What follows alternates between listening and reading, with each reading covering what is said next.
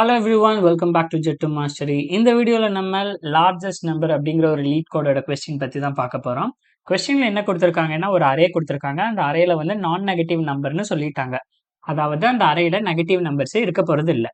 Next நம்ம என்ன பண்ணணும் அப்படின்னா, அரேஞ்ச் தெம், அந்த அரேல இருக்கிற நம்பரை அரேஞ்ச் பண்ணணும். Such that they form the largest number. அதாவது லார்ஜஸ்ட் நம்பர் அதை ஃபார்ம் பண்ணுற மாதிரி நம்ம வந்து அதை அரேஞ்ச் பண்ணணும். அரேஞ்ச் பண்ணி ரிட்டர்ன் பண்ண சொல்லியிருக்காங்க. என்ன ரிட்டர்ன் பண்ண சொல்லியிருக்காங்க அப்படின்னு கேட்டிங்கன்னா, since the result may be very large, so you need to return a string. அவங்க அரே கொடுத்துட்டாங்க. அந்த அரேவை அரேஞ்ச் பண்ணி அதை வந்து ஒரு ஸ்ட்ரிங்கா கம்பைன் பண்ணி நம்ம ஸ்ட்ரிங்கா ரிட்டர்ன் பண்ணணும். ஓகேவா? ஸோ இந்த கொஸ்டின் புரிஞ்சிருக்கும்னு நினைக்கிறேன். ஸோ இதுக்கும் நம்ம கஸ்டம் கம்பேரேட்டருக்கும் ஏதாவது கஸ்டம் ஷார்ட்டுக்கும் ஏதாவது தொடர்பு இருக்கான்னு கேட்டிங்கன்னா கம்பல்சரி இருக்கு. ஏன்னா நம்ம அரேவை என்ன பண்ண போறோம், அரேஞ்ச் பண்ண போறோம், அதாவது ஷார்ட் பண்ண போறோம். எந்த பேசிஸ்ல? ஸோ எப்படி ஷார்ட் பண்ணா எனக்கு வந்து மேக்ஸிமம் நம்பர் லார்ஜ் நம்பர் கிடைக்குமோ அதை பேஸ் பண்ணி நான் வந்து அரேஞ்ச் பண்ண போறேன். சரி, இங்க பாருங்க 10 2ன்னு இருக்கு. அப்போ கம்பேரேட்டர்ல ரெண்டு ஆர்குமெண்ட் அதை வச்சுக்கோங்க. 10 2. இப்போ 10 இருக்கு, இன்னொன்னு 2 இருக்கு. ஓகே, ஸோ இது வந்து ஏ அரேவா? ஓகே, இப்போ நான் இதை வந்து ஏன்னு எடுத்துக்கிறேன், இதை பின்னு எடுத்திருக்கேன். இப்போ நான் இதை எப்படி அரேஞ்ச் பண்ணணும் அப்படின்னா, எனக்கு இந்த 10 2ன்னு இருக்கு இல்லையா? ஸோ நான் வந்து இதை வந்து 2 10ன்னு அரேஞ்ச் பண்ணணும். 2 and 10ன்னு அரேஞ்ச் பண்ணணும். ஏன் நான் 2 10ன்னு அரேஞ்ச் பண்றேன்? ஏன்னா இந்த 10 2வை வச்சுட்டு நான் 2 10 அப்படிங்கிறத ரிட்டர்ன் பண்ண முடியும். ஓகேவா? அதுதான் என்னால அதிகபட்சமா முடிஞ்ச மேக்ஸிமம் நம்பர், லார்ஜஸ்ட் நம்பர்னா 2 10 தான். அப்படி இல்லைன்னா நார்மலா 1 or 2 தான் வரும். 1 or 2 நம்ம கம்பைன் பண்ணலாம், இல்ல 2 1 0 2 10ங்கிறத கம்பைன் பண்ணலாம். இருக்கலே எது லார்ஜஸ்ட்? 2 10. அப்ப இதோட ஆன்சர் 2 10. என்னுடைய அரேவை இந்த மாதிரி நான் ஃபார்ம் பண்ணியிருக்கணும். சரி, ஓகே. பட் அதுக்கு முன்னாடி இங்க பாருங்க, ஏ இருக்கு, பி இருக்கு. இப்போ இது ரெண்டு ஆர்குமெண்டா இருந்ததுன்னா கஸ்டம் கம்பேரேட்டர்ல எப்படி கம்பேர் பண்ணலாம்? ஸோ அவங்க ஸ்ட்ரிங்கா தான் ரிட்டர்ன் பண்ண சொல்லியிருக்காங்க. கரெக்டா?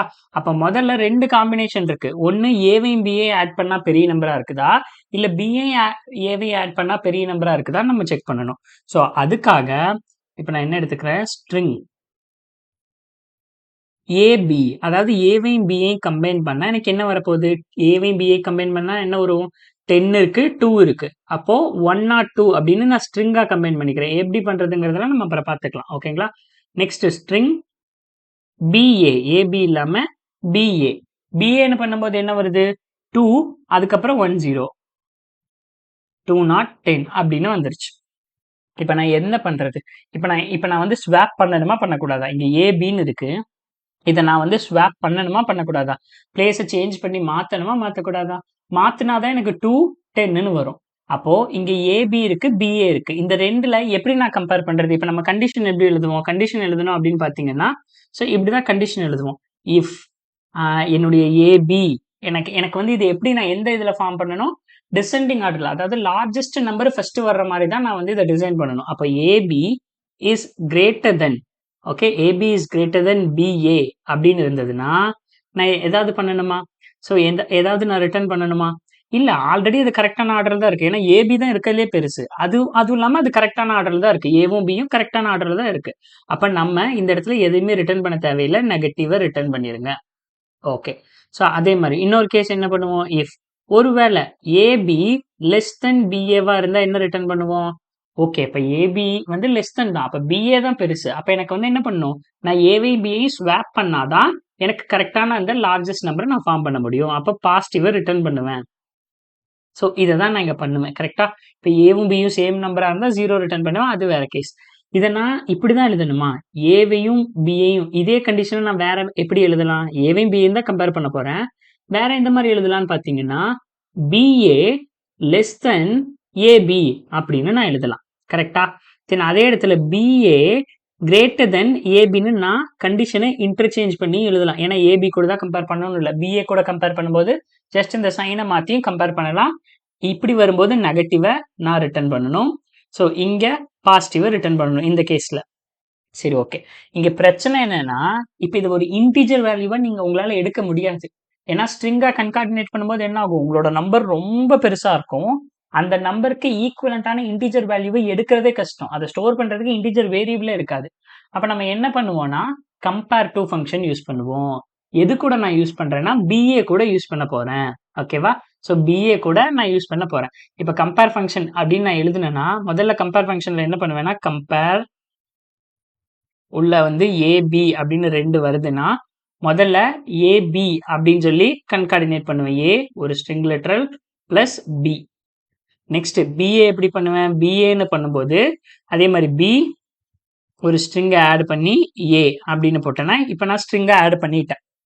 இப்போ நான் எது கூட கம்பேர் பண்றேன்னா இந்த பிஏ கூட கம்பேர் பண்றேன். ஸோ நான் ரிட்டர்ன் பண்ணணும் இல்லையா? அப்போ return BA dot compare to என்ன பண்றேன்? கம்பேர் டு ஏபி அப்படின்னு நான் போட்டுக்க போறேன். ஸோ இந்த கம்பேர் டு ஃபங்க்ஷன் என்ன பண்ணுன்னா இந்த பிஏ இருக்கு இல்லையா? ஸோ இந்த பிஏ வந்து கிரேட்டர் தென் ஏபியா இருந்ததுன்னா பாசிட்டிவை ரிட்டர்ன் பண்ணும், 1ன்னு ரிட்டர்ன் பண்ணும் பாசிட்டிவ் வேல்யூவை. இதே பிஏ நெகட்டிவ் லெஸ் தென் ஏபியா இருந்ததுன்னா எதை ரிட்டர்ன் பண்ணணும்னா நெகட்டிவை ரிட்டர்ன் பண்ணும். ஸோ ரெண்டும் ஈக்குவலா இருந்ததுன்னா பிஏவும் ஏபியும் ஈக்குவலா இருந்ததுன்னா 0வை ரிட்டர்ன் பண்ணும். ஸோ இதுதானே எனக்கு இங்க வேணும். இதே தானே நானும் இங்கே செக் பண்ணியிருக்கேன். இங்க பாருங்க BA less than AB, BA less than ஏபின்னா நெகட்டிவ். அப்ப நான் எது கூட கம்பேர் பண்ணிக்கலாம்? பிஏவோட கம்பேர் பண்ணிக்கலாம். பிஏ டாட் கம்பேர் டு, ஓகேவா? பிஏ டாட் கம்பேர் டுன்னு பண்ணிக்கலாம். ஏன் நான் ஏபியோட கம்பேர் பண்ணக்கூடாதா அப்படின்னா இங்க பாருங்க ஏபி கிரேட்டர் தென் பிஏவா இருந்ததுன்னா பாசிட்டிவா ரிட்டர்ன் பண்ணும். நமக்கு இது வேணுமா? ஏபி கிரேட்டர் தென் பிஏவா இருந்தா என்ன ஆக்சுவலா ரிட்டர்ன் பண்ணணும்? நெகட்டிவா தான் ரிட்டர்ன் பண்ணணும். ஏன்னா ஏபி கிரேட்டர் தென் பிஏனா பாசிட்டிவா ரிட்டர்ன் பண்ணுச்சுன்னா இது என்ன பண்ணும்? அங்க ஸ்வாப் நடந்துரும். அப்ப ஸ்வாப் ஆயிடுச்சுன்னா சின்ன நம்பர் முன்னாடி வந்துடும். அங்க ஆல்ரெடி ஏபிங்கிறது பெரிய நம்பர் முன்னாடியான கரெக்டான ஃபார்மேட்ல தான் இருக்கு. அப்போ இங்க 10-2 அப்படின்னு கொடுக்கும்போது என்ன ஆயிரும்?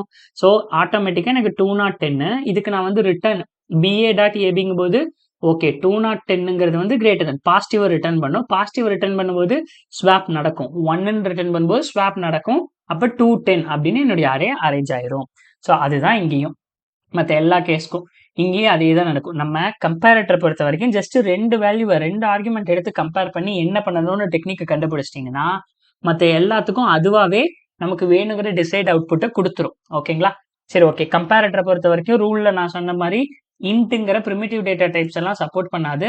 இன்டீஜர், கேரக்டர் அந்த மாதிரி இதை தான் சப்போர்ட் பண்ணும். கிளாஸ் பேஸ்டு டைப் இந்த ராப்பர் கிளாஸ்ல யூஸ் பண்றதெல்லாம் தான் சப்போர்ட் பண்ணும். அப்போ இங்க இன்ட் நம்ஸ்ன்னு இருக்கிறதுல நான் என்ன பண்ணணும்? முதல்ல சைஸ் எடுத்துக்கிறேன். நான் இன்டீஜர் அரேவா நான் முதல்ல எடுத்துக்கணும். அப்போ nums dot length of okay என்னங்கிறது சைஸ். இப்போ வந்து integer array integer a equal to new integer of n. இப்போ for int I equal to 0, I less than n, I plus plus.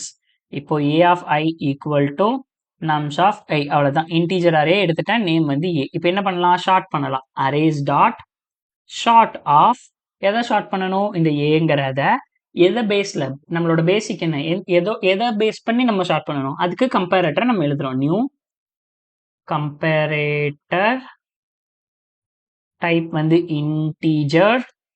So next இந்த open close போட்டு தென் curly பிராசிவ் open close போட்டு இப்போ உள்ள எழுத வேண்டியதான். இங்கே செமிகோலன் வச்சிடலாம். இப்போ உள்ள என்ன எழுதணும்?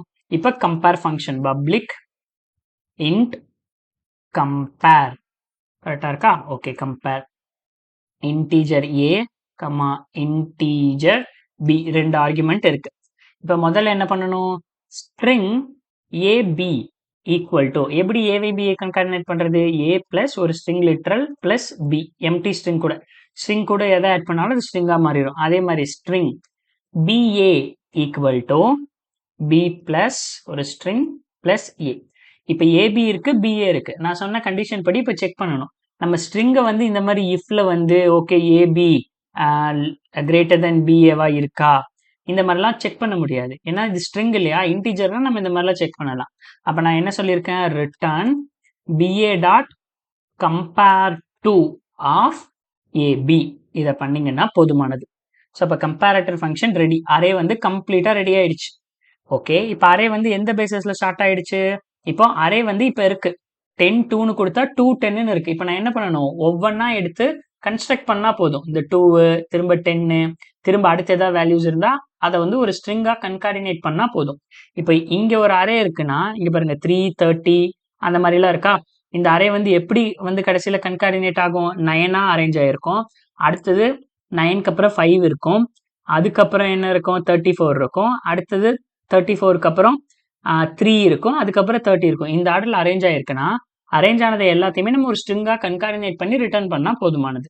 அப்போ முதல்ல ஸ்ட்ரிங் ஆன்சர் ஈக்குவல் டு இனிஷியலா எம்டி. நான் எதுவும் எடுக்க போறதில்ல. இப்போ ஃபார் இன்ட் வேல்யூ ஆஃப் அந்த ஏல இருக்கிற ஷார்ட் பண்ணியாச்சு இல்லையா? ஷார்ட் பண்ணதுக்கு அப்புறம் இருக்கிற அந்த ஆர்டரை எடுத்துக்கிறோம். ஸோ ஆர்டரை எடுத்துட்டு முதல்ல என்ன செக் பண்ண போறோம்? Answer equal to answer plus அந்த வேல்யூ லைனா ஆட் பண்ணிட்டே வர போறோம். ஃபைனலா ரிட்டர்ன் ஆன்சர். அவ்வளவுதாங்க. ஸோ இதுல ஒரே ஒரு எட்ஜ் கேஸ் மட்டும் இருக்கு. என்ன அந்த எட்ஜ் கேஸ் அப்படின்னு கேட்டீங்கன்னா, இப்போ எல்லா வேல்யூமே ஜீரோவா இருந்ததுன்னா என்ன பண்றது? அரேல எல்லாமே ஜீரோவா இருக்கு அப்படின்னா நீங்க ஷார்ட் பண்ணும்போது என்ன வரும்? ஜீரோ தான் வரும். அப்போ இந்த மாதிரி கேசஸ்க்கு நீங்க என்ன ரிட்டர்ன் பண்ணா போதும்? ஒரே ஒரு ஜீரோவை ரிட்டர்ன் பண்ணா போதும். கரெக்டா? ஒரே ஒரு ஜீரோவை ரிட்டர்ன் பண்ணா போதும். இந்த ஜீரோ இல்லாம வேற எந்த எலமெண்ட் இருந்தாலுமே இந்த ஃபர்ஸ்ட் இண்டெக்ஸ்ல ஜீரோ வர போறது இல்ல. இங்க ஜீரோ இப்ப அரேவோட வேல்யூ சைஸ் வந்து ஒரே ஒரு இதுதான். அந்த ஒண்ணுமே வந்து ஜீரோவா தான் இருக்கு அப்படின்னா என்ன பண்ணுவோம்? இந்த ஜீரோவை தான் நம்ம ரிட்டர்ன் பண்ணி ஆகணும். கரெக்டா? இங்க என்ன இருக்கோ அதை தான் நம்ம ரிட்டர்ன் பண்ணுவோம். இதே அந்த இடத்துல 2 இருக்குன்னா 2 ரிட்டர்ன் பண்ணுவோம். அந்த இடத்துல 5 இருக்குன்னா 5 ரிட்டர்ன் பண்ணுவோம். ஸோ மற்ற எல்லா இடத்துலயும் ஆன்சரை கன்ஸ்ட்ரக்ட் பண்றதுல பிரச்சனை இல்லை நமக்கு. நமக்கு வந்து இந்த இடத்துலயும் நமக்கு ஆன்சர் ஆட்டோமேட்டிக்கா 2 தான் வரும். இங்க 5 தான் வரும். அது பிரச்சனை இல்லை. பட் ஆனா இப்படி இருந்தாலோ இல்ல இப்படி இருந்தாலோ நம்ம எதை தான் ரிட்டர்ன் பண்ணணும்? ஜீரோன்னு ஒரே ஒரு இதை தான் ரிட்டர்ன் பண்ணணும். ஒரே ஒரு ஸ்ட்ரிங்கை தான் ரிட்டர்ன் பண்ணணும். பட் நீங்க நல்லா யோசிங்க. ஜீரோவை தவிர வேற ஏதாவது பாசிபிள்? ஜீரோ முன்னாடி வந்து 5ன்னு வர்றதுக்கு ஏதாவது பாசிபிள் இருக்கா? நம்ம ஆல்ரெடி ஷார்ட் பண்ணிட்டோம். ஷார்ட் பண்ண அரேல எப்படி இந்த மாதிரி வரும்? அப்ப ஷார்ட்டிங் நடந்துருச்சுன்னா என்னுடைய அரே எப்படி தான் சேஞ்ச் ஆகும்? 5,0ன்னு மட்டும்தான் சேஞ்ச் ஆகும். கரெக்டா? அப்போ உங்களுக்கு ஃபர்ஸ்ட் இண்டெக்ஸ்ல ஜீரோ இருக்குன்னா என்ன அர்த்தம்? எனக்கு இந்த இடத்துல ஜீரோ வந்திருக்கு அப்படின்னா என்ன அர்த்தம்? அப்ப அந்த அரேல ஜீரோ மட்டும்தான் இருக்குன்னு அர்த்தம். ஏன்னா ஜீரோ இல்லாம வேற எது இருந்தாலும் அது நம்மளோட ஃபர்ஸ்ட் இண்டெக்ஸ்க்கு வந்துட போகுது. கரெக்ட்டுங்களா? இப்ப ஜீரோ முன்னாடி வந்திருக்குன்னா அந்த அரேல ஜீரோவை தவிர வேற எதுவுமே இல்லைன்னு அர்த்தம். அப்ப ஜீரோவை தவிர வேற எதுவுமே இல்லைன்னா என்னது? ஒரே ஒரு ஜீரோவை மட்டும் ரிட்டர்ன் பண்ணா போதும். அதாவது இப்படி ஒரு அரே கொடுத்துருக்காங்க அப்படின்னா நம்ம ஜீரோங்கிற ஒரே ஒரு இதை ரிட்டர்ன் பண்ணா போதுமானது. கரெக்டா? ஜீரோ தவிர வேற எந்த நம்பர் இருந்தாலும் ஃபர்ஸ்ட் இண்டெக்ஸ்ல ஜீரோ இருக்க போறது இல்லை. இதுதான் இதோட கண்டிஷன். அப்ப நான் ஃபர்ஸ்ட் இண்டெக்ஸை மட்டும் செக் பண்ண போறேன். இதெல்லாம் பண்றதுக்கு முன்னாடி என்ன செக் பண்ண போறேன்? இஃப் இந்த ஏவோட ஜீரோ ஈக்குவல் டு ஜீரோவா இருக்கு அப்படின்னா ரிட்டர்ன் ஸ்ட்ரிங்ல ஜீரோவை ரிட்டர்ன் பண்ணிருங்க. அவ்வளவுதான். அப்படி ஃபர்ஸ்ட் இண்டெக்ஸ்ல ஜீரோ இல்லைன்னா கண்டிப்பா வேற எங்கேயும் ஜீரோ இருக்காது. அதனால நம்ம வேற எங்கேயும் இருக்காதுன்னு இல்லை, நெக்ஸ்ட் அப்கமிங்ல இருக்கலாம். அதை நம்ம ஆன்சரோட தான் ஆட் பண்ணி ஆகணும். ஓகேங்களா? ஆட் பண்ணி ஆன்சரை ரிட்டர்ன் பண்ணா போதும். சரி, ரன் பண்ணி பார்க்கலாம். டெஸ்ட் கேஸ் எல்லாம் பாஸ் ஆகுதான்னு. ஓகே, சப்மிட் பண்ணி பார்க்கலாம். அவ்வளோதாங்க. ஸோ எல்லா டெஸ்ட் கேஸும் பாஸ் ஆயிடுச்சு.